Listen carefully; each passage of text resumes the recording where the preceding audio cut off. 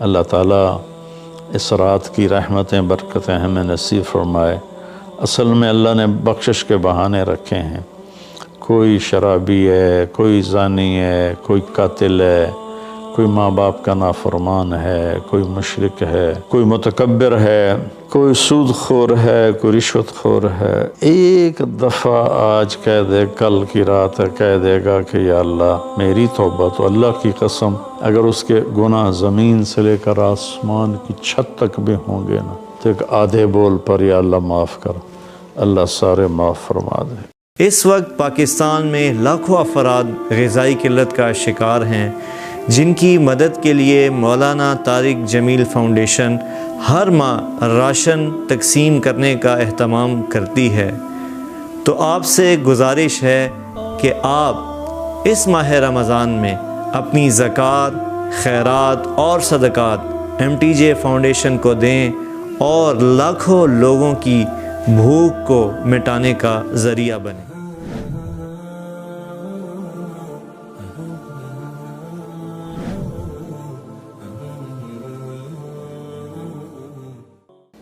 15 شعبان کے مختلف نام علماء نے رکھے ہیں: شب برات، شب مغفرت، شب رحمت، شب برکت۔ حدیث پاک میں اس کا کوئی نام نہیں ہے۔ حدیث پاک میں ہے لیلۃ نصف من شعبان، 15 شعبان کی رات کو عائشہ فرماتی ہیں میں اٹھی تو آپ بستر پر نہیں تھے، تو میں ڈھونڈنے نکلی تو آپ جنت البقیع میں پہنچے ہوئے تھے، تو آپ نے دیکھ کر کہا عائشہ میں تو بقیع والوں کے لیے آیا تھا دعا کرنے۔ پھر آپ نے فرمایا آج کی رات وہ رات ہے جس میں اللہ تبارک و تعالی بنو کلب ایک قبیلہ ہے جن کے پاس بھیڑ بکریاں بہت زیادہ تھیں، کہا عائشہ جتنی بنو کلب کی بھیڑ بکریوں کے جسم پر بال ہیں ان بالوں کی تعداد کے برابر اللہ تعالیٰ اپنے بندوں کو مغفرت فرماتا ہے، جہنم سے خلاصی فرماتا ہے۔ اس پر شب برات اور شب مغفرت علماء نے اس کا نام رکھا، میرے نبی کی زبان سے یہ نام نہیں نکلا۔ تو اس کی یہ فضیلت ہے کہ اس میں اللہ تعالیٰ کی طرف سے بخشش کا نزول ہوتا ہے۔ باقی یہ جو کہتے ہیں کہ اس میں فرشتہ اترتا ہے اور سارے سال کا بجٹ بتاتا ہے اور سارے سال کے واقعات، یہ کسی حدیث میں میری نظر سے نہیں گزرا۔ سورہ دخان میں فیہا یفرق کل امر حکیم کا جو آیت آتی ہے تو اس سے پہلے کی آیت شب برات کی نفی کرتی ہے، انا انزلناہ فی لیلۃ مبارکۃ، کہ ہم نے اس سے مبارک رات میں اتارا قرآن پاک۔ تو قرآن پاک تو لیلۃ القدر میں اترا ہے، تو اگر کوئی کسی قسم کے اعلانات ہوتے ہیں تو پھر شب قدر میں ہوتے ہیں، اس رات میں نہیں ہوتے۔ دوسرا یہ ہے کہ اس کے روزے اور بندگی کے بارے میں، شب قدر کی اللہ کے واسطے میری بات دھیان سے سنو، اللہ کی قسم کوئی خاص عبادت میرے نبی نے نہیں بتائی، لیلۃ القدر کی کوئی خاص عبادت میرے نبی نے نہیں فرمائی۔ حضرت عائشہ رضی اللہ عنہ نے پوچھا یا رسول اللہ اگر مجھے لیلۃ القدر نصیب ہو تو میں کیا کروں؟ کہا یہ دعا پڑھو، اللہم انک عفو تحب العفو فاعف عنی، اللہ تو معاف کرنے والا ہے، معافی کو پسند فرماتا ہے، مجھے معاف فرما۔ تو میرے نبی کی عبادت وہی 11 رکعت تہجد کے نوافل تھے، چاہے وہ شب قدر تھی، چاہے وہ شب برات تھی، چاہے وہ شب جمعہ تھی۔ تو اب اس کے نام پر لوگوں نے کیا کیا خرافہ، چونکہ ہم قرآن اور حدیث سے نہیں جڑے، کتابیں لکھی ہوئی ہیں، کس نے لکھی، اس کی سند کیا ہے، اس کی تمیز ہی کوئی نہیں ہے، تو وہ پھر بہت ہی زیادہ 4 رکعت پڑھو، پہلی رکعت میں یہ پڑھو، دوسری میں یہ پڑھو، تیسری میں یہ، چوتھی میں یہ سب بدعات ہیں، ان کا کوئی تعلق نہیں میرے نبی کے کسی بھی فرمان سے۔ میرے نبی نے صرف عبادت کا فرمایا ہے، عبادت، تو شب قدر میں بھی کوئی خاص عمل نہیں۔ اور دوسری بات یہ کہ اگر آپ نے عبادت کرنی ہے تو مسجد نہیں گھر، مسجد نہیں گھر، مسجد نہیں گھر۔ میرے نبی نفلی بندگی گھر میں ادا فرماتے تھے۔ اب شب برات میں صلاۃ تسبیح کی جماعت ہو رہی ہوتی ہے، یہ کتنی بڑی نادانی کی بات ہے۔ نفلوں کی تو جماعت ہی نہیں ہوتی، تو یہ صلاۃ تسبیح کی جماعت کروا رہے ہوتے ہیں۔ تو میرے بھائی بہنوں، اس رات میں کوئی بندگی عبادت مخصوص نہیں۔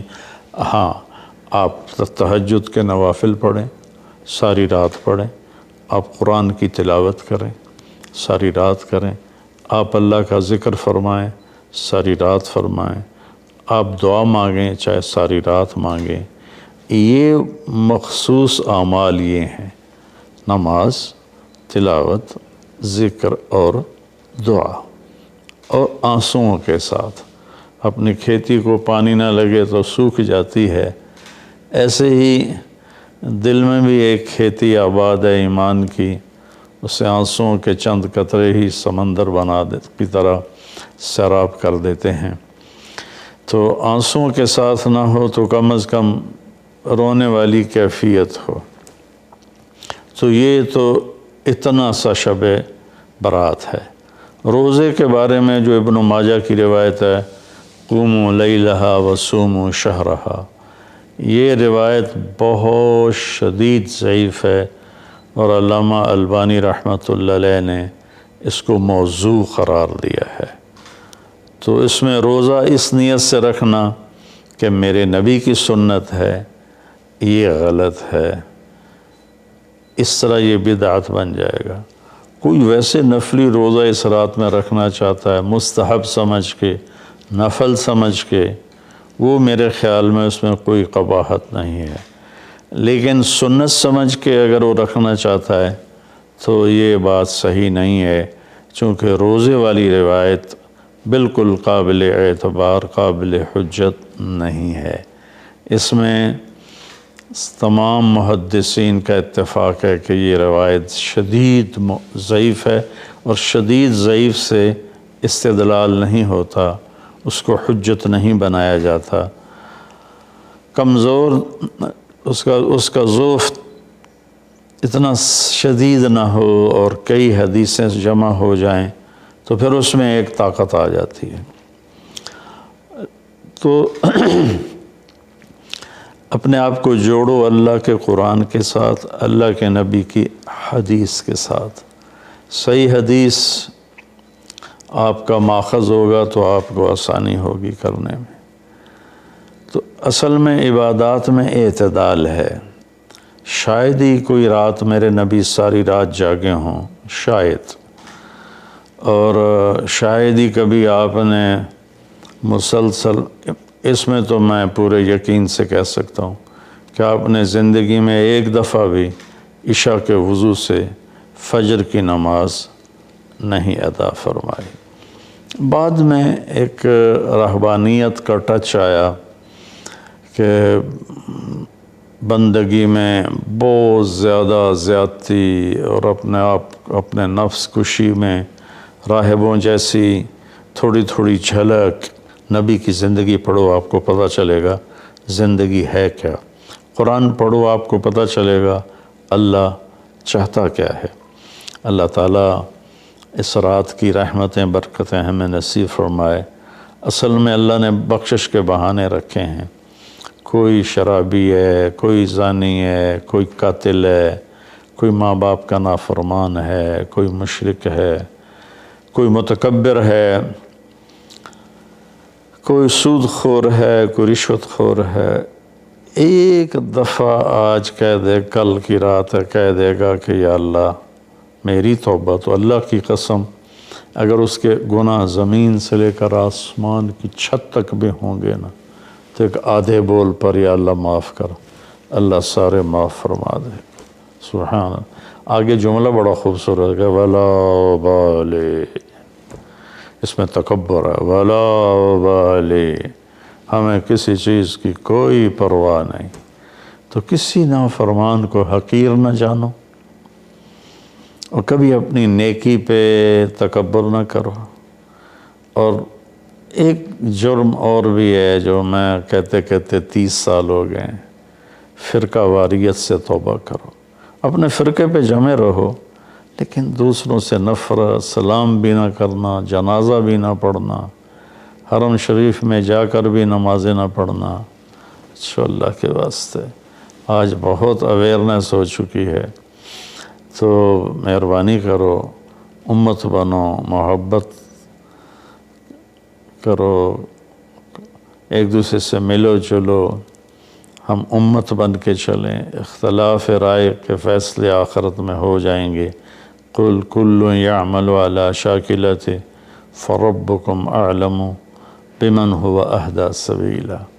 ایسی اس میں جو دیگیں چڑھائی جاتی ہیں، خیرات کی جاتی ہے، یہ بھی بدعت سنت سمجھ کے کوئی کرے گا تو بدعت ہے، ویسے فی سبیل اللہ کوئی دیکھ کرنا چاہتا ہے تو ٹھیک ہے۔ اللہ تعالی ہمیں عمل کی توفیق بخشے۔ اس وقت پاکستان میں لاکھوں افراد غذائی قلت کا شکار ہیں، جن کی مدد کے لیے مولانا طارق جمیل فاؤنڈیشن ہر ماہ راشن تقسیم کرنے کا اہتمام کرتی ہے۔ تو آپ سے گزارش ہے کہ آپ اس ماہ رمضان میں اپنی زکوٰۃ، خیرات اور صدقات MTJ فاؤنڈیشن کو دیں اور لاکھوں لوگوں کی بھوک کو مٹانے کا ذریعہ بنیں۔